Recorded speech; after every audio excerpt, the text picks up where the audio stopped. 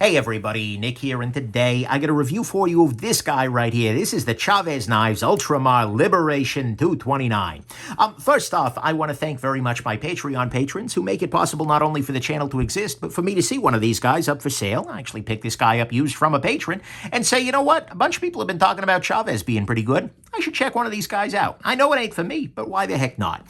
Thank you very much, patrons, for making this possible. Next thing, let's do some size comparison. This is a big old knife right here. Here it is against the Spyderco Paramilitary 2. Here it is against the Ontario Rat number 2. And here it is against the Spyderco Delica. And what we see here is, it's a big one, right? And if we put this up against a ruler, we see here is 3.75 inches or so, maybe 3.6. I don't know exactly what he's measuring it out at, but it's a big knife. And then the other important dimension is the thickness. This is a big, thick knife. I'll put it up here next to the Spyderco PM2, and you can get a sense of the fact that this is just beefy. This is using very, very thick stock with relatively little distal taper there, so it stays its full thickness, most of the blade there, and it's just a big, beefy, thick old knife, right? And so there is that. That's your size comparison. Next thing, what the heck is Chaves Knives? Well, Chaves Knives is Ramon Chaves, right? He's a guy based out of New Mexico, and a really well-known designer, has a serious following, and has this line of knives in the Ultramar series. These are made by Rayot Knives, actually, a pretty well-known Chinese knife maker who does pretty excellent work here. And this particular version of the knife with this wave pattern is an Urban EDC supply exclusive. The majority of them have a flat scale that is much more like this side on the other side, but this was the version that was available to me quickly, and so I went ahead and I picked that up. So that is that's a beautiful thing. And when I'm talking about prices and such, I'm going to talk about the generic version. The fact that this wave pattern is there is attractive, certainly, but ultimately that's not really what I'm going to be going into today. So let's go ahead and go into the good, the great, the bad, and the ugly of this very interesting knife here. So on the good side, to start with, look, the finish work on this is excellent, right? Rayot does really nice work, and we see it everywhere. We can see little details here, like along the back of the blade here. That's a very nice finish. We see a very nice finish on the blade itself here. I'm sorry, not on the blade itself. Well, we do see that too. But like the stonewash here, we see the pivot looks really nice. If we take a closer look at the blade, what we see here is that there is a grind to the blade, and then there are flats. And the flats are a nice flat, kind of a satin sort of thing. And then the grind has actual grind lines on it. And the grind itself looks pretty solid. I'm just pretty impressed with the finishing of this piece overall. Plus, you got other niceties like a nice smooth close, a lock bar insert here, which we can see right at the bottom there, meaning there is no lock stick or anything like that. This is just a beautifully finished and nicely done knife overall, and I appreciate that very much. Next thing, the warranty on this guy is surprisingly good. I hadn't checked out a Chaves before, but I went ahead, I looked at his website. As I was doing that, I noticed his warranty page. It says at the top, and this is frankly, his website is a really nice example of, like, if you are a small maker getting started, he did that really well. I'm not a lawyer or anything. I'm only speaking from the consumer perspective. But he starts at the top saying, all products are warranted against defects in materials and workmanship for the life of the item or as long as I'm physically able to do so. Absolutely great. But then he goes a step further. He talks about the things that make your warranty void, and he says, failure to clean, care for, and maintain your knife is a way to void the warranty. And then later on he says, damage due to dismantling or tampering with your knife will void it. Now, those two things are perfect, right? Because he's got the fact that you need to keep the tool maintained as a relevant portion of it. And then he calls out the fact that if you screw it up as you're taking it apart, that's on you. That's perfect to me. That's exactly what I want to see. He's not saying you can't take it apart. He's just saying if you do, don't screw it up and we'll be fine. And so this is a warranty. His warranty policy, generally speaking, makes me feel like Chaves cares about his knives and about his customers. There's a whole lot more to it that I didn't read right there, but I'm always a big fan of talking about warranties and disassembly, and Chaves nailed that. So I'm a big, big fan of that. So there you go. Next thing, the blade on this guy is pretty solid. This is a big old chunk of M390, as it is labeled there. It is a super thick blade, about 0.17 inch there, but it thins out actually pretty effectively, getting down to an edge that is not the thinnest, sliciest edge ever, but you know what? It works. They've thinned it out pretty damn well. And it even comes to a reasonably nice little tip there. this is a very nice grind on this. I appreciate that very much, and there even appears to be maybe a little bit of hollow in that grind, and I appreciate that. So the blade on this guy is quite nice. I can totally see why some folks love this blade. On the price side, price on this guy it's up there. It's $350, but honestly, it ain't so bad, right? If we look at all the fit and finish pieces, if we think about what this would cost from a custom knife maker, yeah, this is a pretty reasonable price. It's nicely ground. It's got a beautiful, it's nicely worked over. Yeah, this is fine. The price on this guy feels okay to me.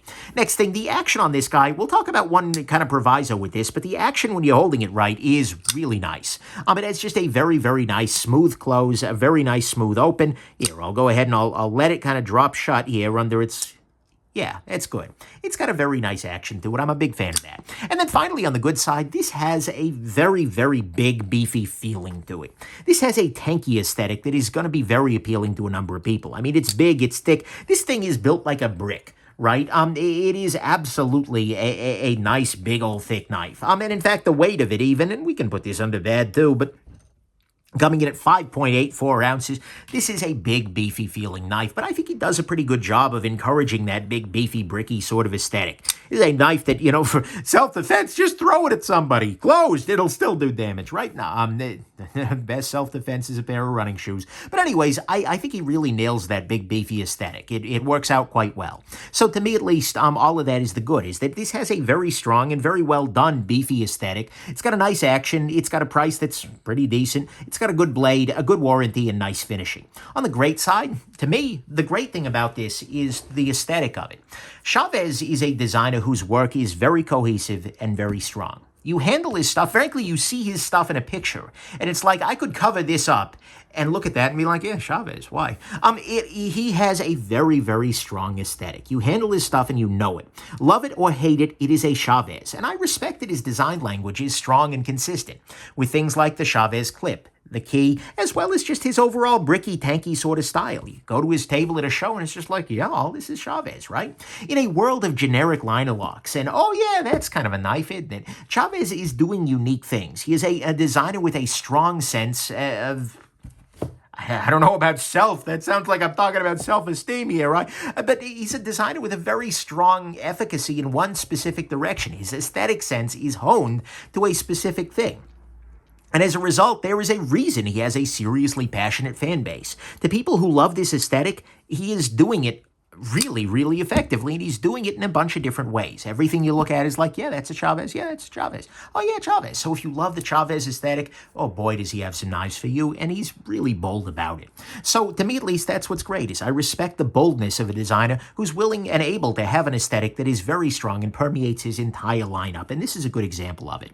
On the bad side, one nitpick. To start with, this font, really, M390, this is sort of the... Well, this is being made in China, and we have this font handy. Here you go. Not super impressed with that font choice, right? And given there's no other writing on the thing elsewhere, but it just feels like kind of an afterthought. Like, oh, well, we have to put that on the blade somehow, and they laser it on.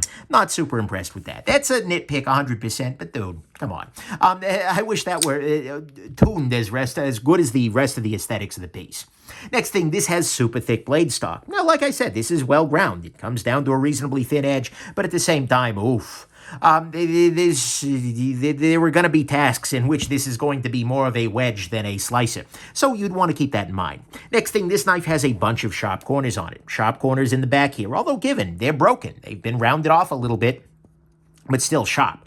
You've got sharp, you've got some sharp, and then, this part's sharp too, but that's kind of expected, right? But it is a knife that has actually fewer hot spots than you might expect, but it is definitely, there are a bunch of corners on this, and so you need to be looking for that kind of sharp, flat, bricky aesthetic that Chaves does well, because that's definitely going to be in there. One other area where it was actually surprising is the lock bar relief. If we take a look at this guy is very, very sharp. In fact, those almost look like quarters. I see they've got a little bit of rounding there, so it's not too much of a stress riser, but oof. This is a very, very sharp little set of edges in there, too, that honestly don't know that they need to be. But anyways, so to me at least, that's a trouble. Next thing, the detent on this guy. The detent on this guy is great if you have absolutely no pressure on the lock bar. If you are not touching the lock bar at all, Detent is perfect. It is dialed in absolutely beautifully. However, at least for me, it is very, very easy to have an index finger resting on the lock bar. And when you do, this increases the detent strength. And especially if you are trying to kind of get that muscle going, it gets very difficult to pop this guy loose. So I had to, every time I carried this, very consciously train myself, okay, no lock bar pressure, now it's open. And this is something that, especially in a fine motory sort of situation, it could be a little bit of a problem. Not the end of the world, but it's definitely unusable if you're gripping it wrong. And so, keep that in mind. Then on the bad side, finally, there is only one option for the clip. Now, let me be very clear about this. This clip is effective. It is actually remarkably thin. It works well. It has a nice length to it. It's got a good ramp. It's got good flex to it. And it is a very distinctive thing. It is very much a part of the Chaves brand, this particular clip. In fact, it is even the little favicon on his website is the skull, eyes, and nose. So it is a thing for Chaves. It is a distinctive thing.